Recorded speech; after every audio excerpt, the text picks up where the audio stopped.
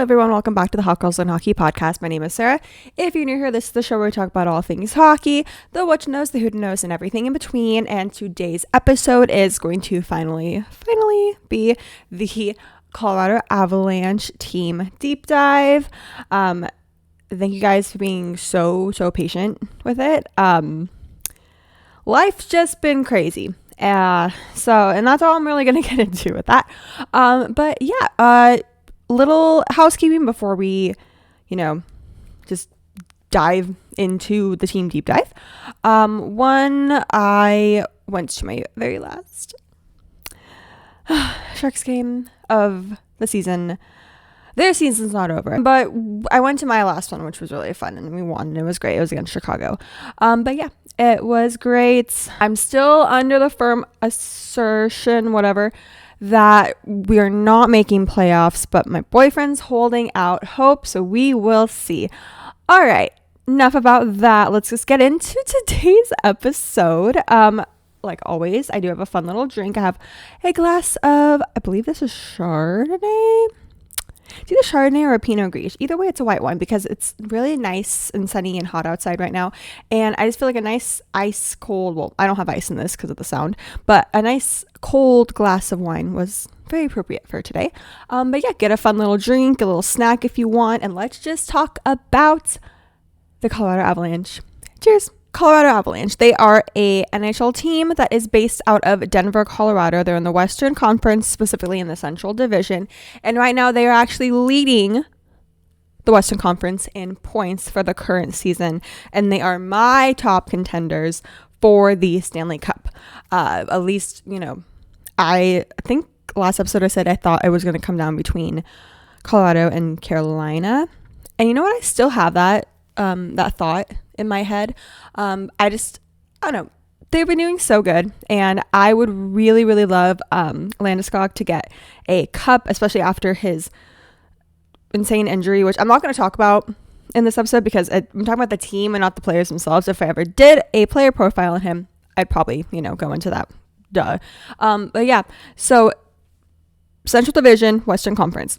So let's go back to the very beginning of their history, which is actually not going to start in Colorado, not even going to start in the USA. It's actually going to start also not in the NHL. It's starting in the WHA. So if you don't remember from my history of the NHL episode, the WHA was the World Hockey Association.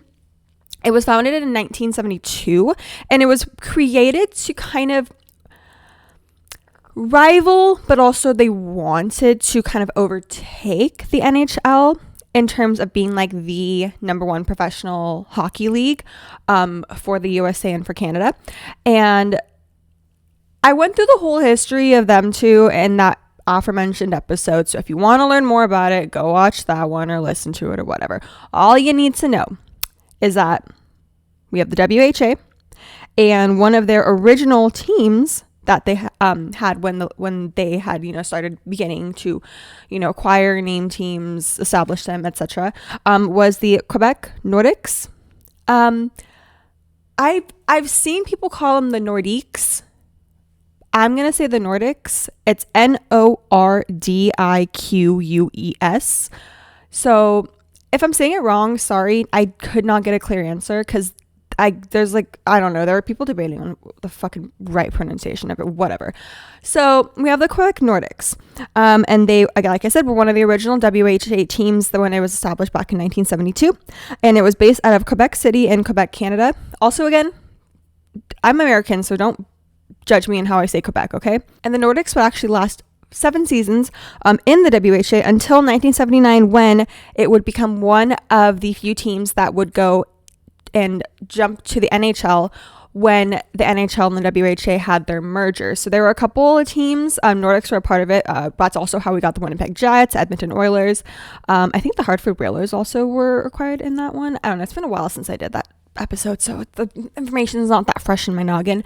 But all this to say, this is when the Nordiques would go from the WHA So now they are an NHL team. At this time, they are still the Quebec Nordiques. They're still based out of Quebec City.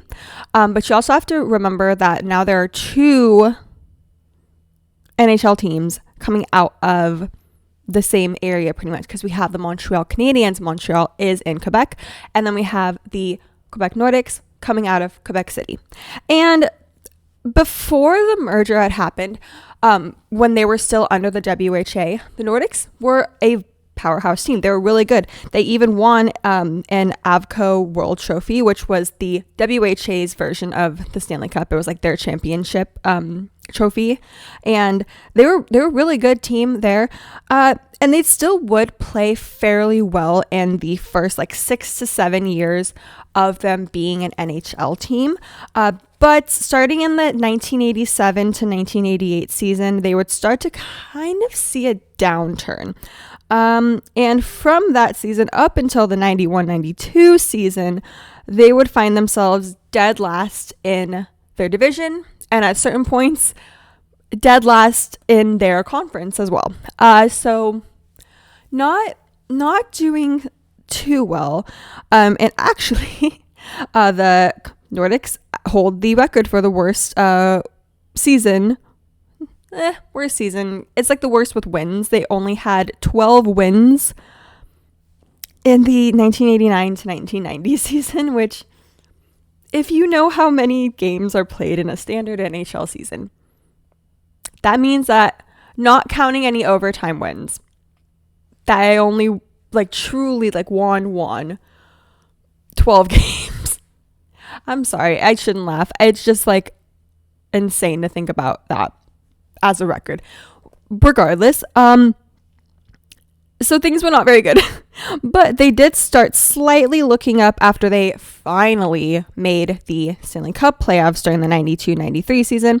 But even though the team was starting to kind of find their footing, on the financial side of it, you know, with the owners and the team GM, etc., they were struggling quite financially, because Quebec City was one of these smaller regions in the NHL at this time to have a franchise, and they just really weren't pulling the numbers that the NHL thought they would.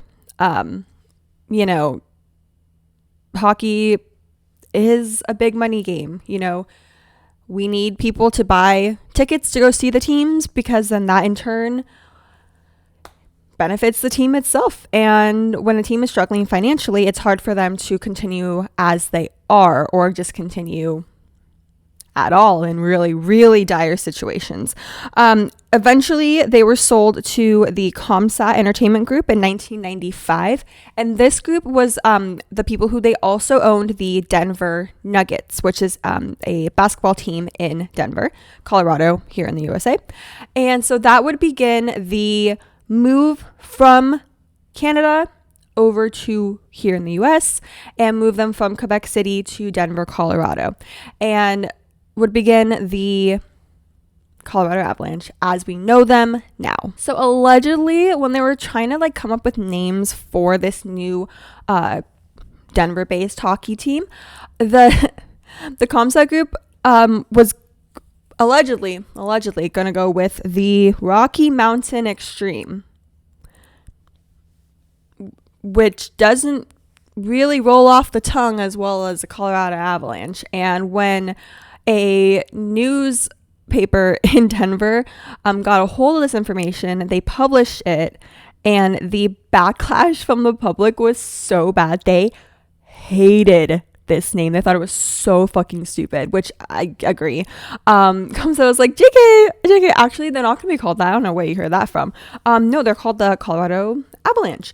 And so that's how they got their name. And, you know, it was officially established in 1995, that they were going to be the Colorado Avalanche, and they would have their very first NHL season as the Colorado Avalanche for the 95-96 season, and their very first game was played on October 6th, 1995 against the Detroit Red Wings, which they would win their very first game against them. And this was actually a very, very good season. First season as, you know, newly rebranded NHL team, because they ended their very first season as Avalanche with 104 points, and they would go on to the 1996 Stanley Cup playoffs, where they would make it to the finals, and they would win against the Florida Panthers, thus getting them their very first Stanley Cup in the 1996 Stanley Cup Finals. And the team's captain, Joe Sakic, would win the Conn Smythe Trophy for these Stanley Cup playoffs as well. And then the next 3 seasons would see them playing fairly well. They were still making playoffs. They just weren't advancing to the finals like before or winning another cup.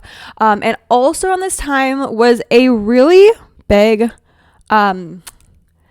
game of what I like to call ownership musical chairs. Let me explain. Okay, so Comstock Groups was struggling financially with, having owned the Denver Nuggets and own the Colorado Avalanche. And so then this begins a line of different owners for the team. And all this really goes from 1997 up until the year like 2000, 2001. So in order, from what I could gather from all my research, it just kept going. It was so confusing to me, and I had to literally just list them all out. So Consat sold to Liberty Media, who then sold to the heirs of the Walmart fortune. Walmart, the big fucking chain of stores. And then they sold it to a banking tycoon named Donald Sturm. And I thought that's where it was going to last or end or whatever. But the city of Denver couldn't come to an agreement with Donald Sturm because they were like, we're not going to give you the plot of land that this new arena, I'll get to the new arena, this new arena is going to be on unless you can guarantee that you will not sell. And you will keep the Colorado Avalanche in Colorado until at least the year 2025. And this is like 1997, 98. So Donald Sturm was like, I can't guarantee that. Like, I don't want to. I'm not going to make these guarantees. So then it got sold back to Liberty Media, who then finally came into agreement where they would own a small percentage of Colorado Avalanche, but the majority ownership went to a real estate entrepreneur named Stan Kroenek. And he did tell the city of Denver, I will keep this team here until 2025. And thus ended that whole era of, like I said, ownership musical chairs. And also around this time, and this was also kind of the catalyst of having Comsat sell the team, was originally the team was playing at the McNichols Sports Arena, which is a sports arena that has been since demolished since the year 2000. But this is where they were playing before. And then a new arena, which was named the Pepsi Center, it is now called Ball Arena, was being built, and Comsat, was facing financial difficulties from building this new arena, and a bunch of other like financial struggles as well. But that was all kind of like the catalyst of like the start of that whole game. But now we have the Nuggets and the Avalanche, both playing currently in this arena. Like I said, was the Pepsi Center, now the Ball Arena, and they started playing here in the 1999 to the 2000 season. And their second season in this new arena, the 2000-2001, was where they would advance to the 2001 Stanley Cup Finals, where they would win their second Stanley Cup against the New Jersey Devils. And like with pretty much every NHL team, like what goes up must come down. They were doing great in these like following 4 seasons, except for the 04 and 05, because of course that was a lockout one, where they were making playoffs but just not making finals and not winning another cup, and they wouldn't win another cup for a while. And then the 06 to 07 season marked the first time that they actually would miss the playoffs since 1993 and 1994 season, when they were still the Nordiques. And this would in turn start kind of a downward, not spiral, but just things were not looking good after this, especially starting in the 2010 to 2011 season. The team was struggling because a lot of their like really good players before, like Peter Forsberg, Patrick Roy, the aforementioned Joe Sakic, they were, they had been playing for a long time. They were playing when they were the Nordics still, and now they're older. They're retiring. So they were losing a lot of their, really good players. as it goes, you play for so long, you retire, and you just kind of live your life after that. So the team was not doing very good, and they would continue to not do very well. But on the bright side of them not doing well, in terms of the way that they're performing, if you know anything with struggling teams, this usually means that, once the regular season ends, for the draft for that year, these teams usually get really good picks. First overall, second, third, fourth, whatever. If they're, ending at like dead last or near the bottom of their division or of their conference, they are offered, really good draft picks. And so that is how we acquired Gabriel Landeskog in the 2011 draft. He is our current captain, I believe he's still our captain. Double check this, Sarah. I didn't double check that, but I'm pretty sure he is. 2 years later, in the 2013 draft, that is when they got the first overall pick that year, Nathan MacKinnon. If you know, you know. If you know, you know. Oh, so good. And also in the 2017 draft is when they got Cale Makar. These three acquirements really put them back on the path to slowly rebuilding and getting back to the team that they once were. So now with these three future, remember at this time they're not like they're not great yet, but with these three future NHL stars now on their roster, like I said, things were slowly going on the up and up. All this time from 2017 up until 2021 or /2022, they were slowly, building themselves back up. They were now, advancing further in the playoffs instead of just getting knocked out very first round. But they would not make the Stanley Cup Finals until the 2022 Stanley Cup Finals, where they would go on to win their third Stanley Cup in a game against the Tampa Bay Lightning, who were the previous year's winner. They won the 2021 Stanley Cup. And now this is kind of where we find ourselves now. So Colorado has been a very good team. There's no denying that. They had a long period where they really were struggling, but I think acquiring those three men that I mentioned, Landeskog, MacKinnon, and Makar, really did help put them back on track to where they are right now. Like I mentioned, they are leading the Western Conference in points. I believe they have like 109, 110, 11, whatever points. I don't remember from the last time that I looked, but they're leading our conference. They are just killing it. They have like an insane record this season.